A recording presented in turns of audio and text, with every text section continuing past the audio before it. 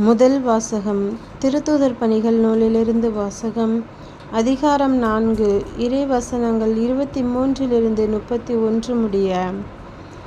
விடுதலை பெற்ற அவர்கள் தங்களை சேர்ந்தவர்களிடம் வந்து, தலைமை குருக்களும் மூப்பர்களும் தங்களுக்கு கூறிய யாவற்றையும் அறிவித்தார்கள். இவற்றை கேட்டவர்கள் ஒரே மனதுடன் தங்கள் குரலை கடவுள்பால் எழுப்பி பின்வருமாறு மன்றாடினர். ஆண்டவரே, விண்ணுலகையும் மண்ணுலகையும் கடலையும் அவற்றிலுள்ள அனைத்தையும் படைத்தவர் நீரே. எங்கள் தந்தையும் ஊழியருமாகிய தாவீது வாயிலாக தூய ஆவி மூலம் வேற்றினத்தார் சீறி எழுவதேன்? மக்களினங்கள் வீணாக சூழ்ச்சி செய்வதேன்? பூவுலகின் அரசர்களும் தலைவர்களும் ஆண்டவருக்கும் அவர்தம் மெசியாவுக்கும் எதிராக ஒன்று திரண்டனர் என்று உரைத்தீர்.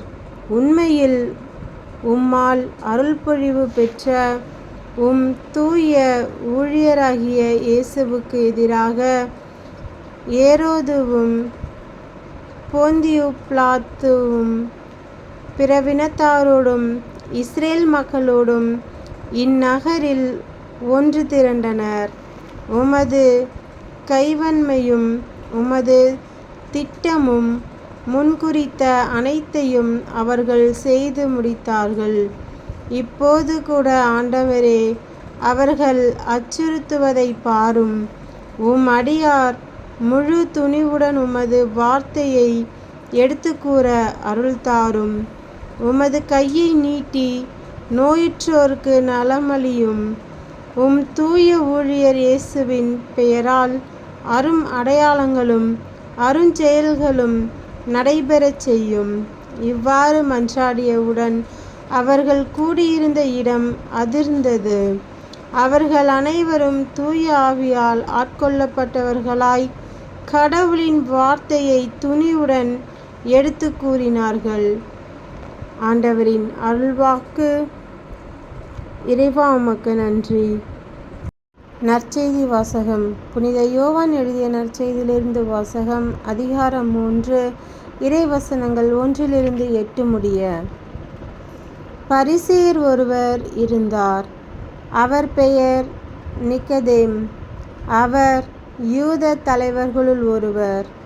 அவர் ஓரிரவில் இயேசுவிடம் வந்து, ரபி, நீர் கடவுளிடமிருந்து வந்த போதகர் என்பதை நாங்கள் அறிவோம். எவரும் தம்மோடு கடவுள் இருந்தாலன்றி நீர் செய்யும் இவ்வரும் அடையாளங்களை செய்ய இயலாது என்றார். இயேசு அவரை பார்த்து, மறுபடியும் பிறந்தாலன்றி எவரும் இறையாட்சியை காண இயலாது என மிக உறுதியாக உமக்கு சொல்கிறேன் என்றார். நிக்கதேம் அவரை நோக்கி, வயதான பின் ஒருவர் எப்படி பிறக்க முடியும்? அவர் மீண்டும் தாயின் வயிற்றில் புகுந்து பிறக்க முடியுமா என்று கேட்டார். இயேசு அவரை பார்த்து, ஒருவர் தண்ணீராலும் தூய ஆவியாலும் பிறந்தாலன்றி இறையாட்சிக்குள் நுழைய இயலாது என மிக உறுதியாக உமக்கு சொல்கிறேன். மனிதரால் பிறப்பவர் மனித இயல்பை உடையவர். தூய ஆவியால் பிறப்பவர் தூய ஆவியின் இயல்பை உடையவர். நீங்கள் மறுபடியும் பிறக்க வேண்டும் என்று நான் உமக்கு கூறியது பற்றி நீர் வியப்படைய வேண்டாம். காற்று தான் விரும்பும் திசையில் வீசுகிறது. அதன் ஓசை உமக்கு கேட்கிறது. ஆனால் அது எங்கிருந்து வருகிறது என்பதும் எங்கு செல்கிறது என்பதும் உமக்கு தெரியாது. தூய ஆவியால் பிறந்த அனைவருக்கும் இது பொருந்தும் என்றார். கிறிஸ்துவின் நற்செய்தி. கிறிஸ்துவே உமக்கு புகழ்.